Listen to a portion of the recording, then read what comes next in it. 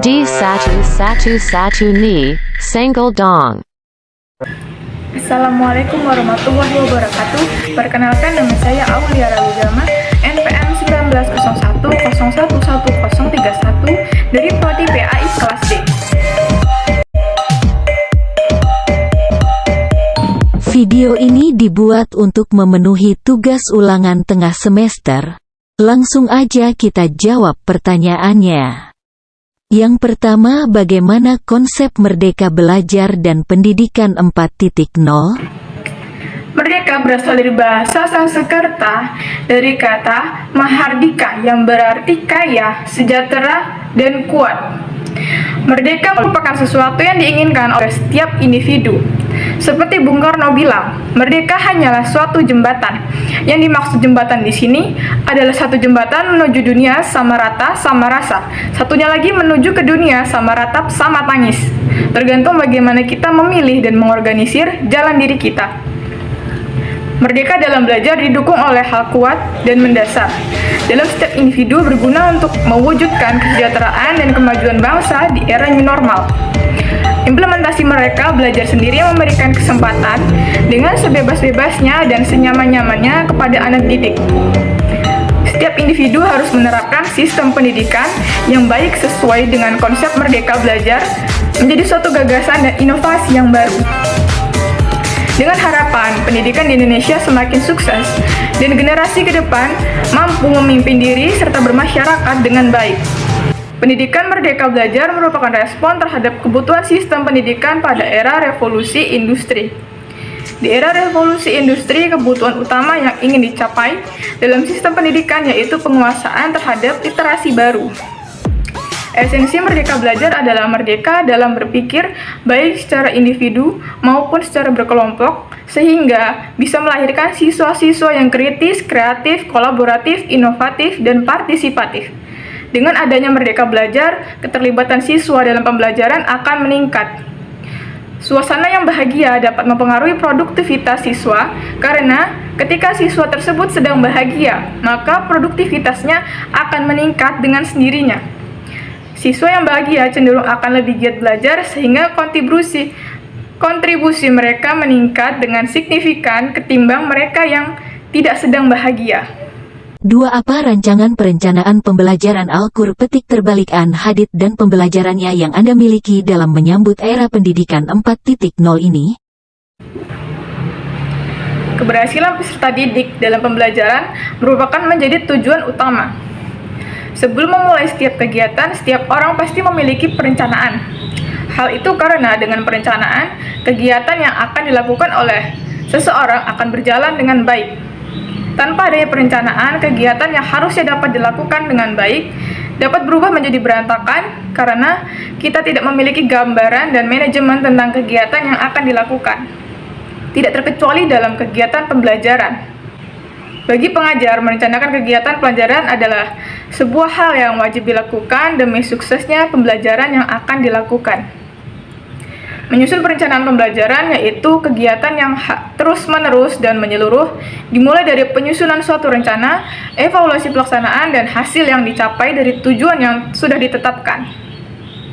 Selain itu, guru dapat memahami perannya dan tugas-tugas yang harus dicapai oleh peserta didik sehingga proses pembelajaran akan berjalan sesuai dengan apa yang diharapkan.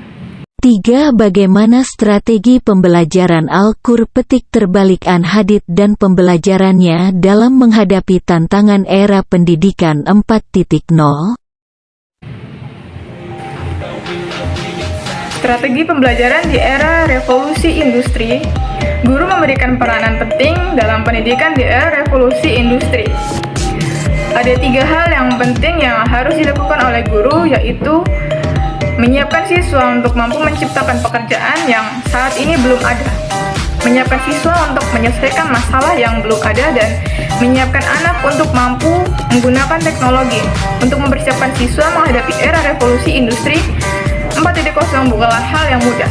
Guru memerlukan strategi pembelajaran yang mampu memfasilitasi siswa untuk berkembang. Strategi pembelajaran berpengaruh terhadap pola pikir dan apa yang akan dihasilkan siswa kelak nanti. Pemilihan strategi pembelajaran mempunyai peranan penting dalam menyiapkan siswa menghadapi era revolusi 4.0. Adapun 5 strategi yang dapat digunakan guru dalam pembelajaran yaitu membantu siswa dalam belajar. Proses pembelajaran yang terjadi adalah teacher center.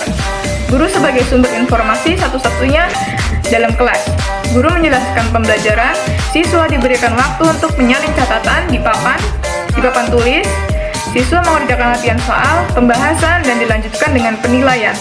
Untuk anak yang memperoleh nilai baik, mendapatkan apresiasi guru. Namun untuk siswa yang belum mendapatkan nilai baik, belum ada tindak khusus atau remedial dari guru. 4. Bagaimana pengembangan media pembelajaran Al-Qur petik terbalik An-Hadid dan pembelajarannya yang sesuai dengan era pendidikan 4.0? Media pembelajaran adalah seperangkat alat materi yang dapat menyampaikan pesan-pesan dalam proses belajar mengajar, dari penyampaian pesan pendidik kepada penerima pesan atau peserta didik.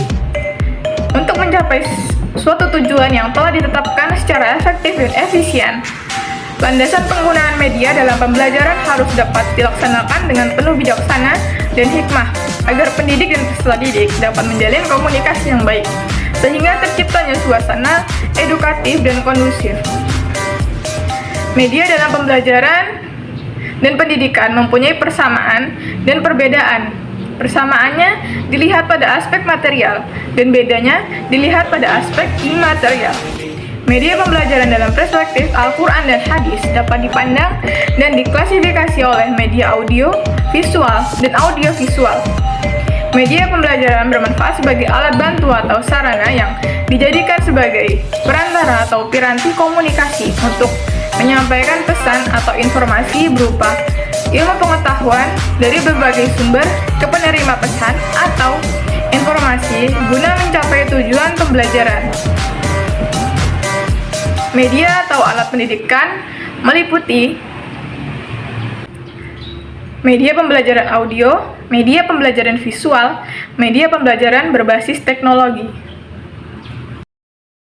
5. Apa pendapat Anda yang tentunya didukung dari berbagai teori yang kuat terkait evaluasi pembelajaran Al-Qur petik terbalik An-Hadid dan pembelajarannya dalam suasana yang berdampingan dengan COVID-19? Menurut saya, terkait pembelajaran Al-Quran dan Hadis di masa pandemi ini, bukanlah suatu halangan yang begitu besar, karena belajar sendiri bisa dilakukan kapanpun dan dimanapun. Pandemi COVID-19 merupakan awal mula terjadinya pembelajaran yang semula offline menjadi online. Tentunya perubahan ini terjadi dalam sekejap dan mau tidak mau, semua orang mulai belajar menggunakan smartphone dan aplikasi baik guru maupun muridnya. Dan itu bukan suatu halangan untuk guru menyampaikan pemahaman kepada murid. Namun bisa dibilang kurang maksimal karena hanya dilakukan secara online. Untuk memastikan apakah siswa benar-benar memahami materi yang diberikan adalah dengan memberikan tugas hafalan, lalu dites secara offline di waktu tertentu. Apalagi saat ini sudah new normal, guru dapat lebih memaksimalkan pencapaian pemahaman murid, walaupun secara berkala. Sekian penyampaian materi dari saya, kurang dan lebihnya saya mohon maaf. Wabillahi taufiq wal hidayah. Wassalamualaikum warahmatullahi wabarakatuh.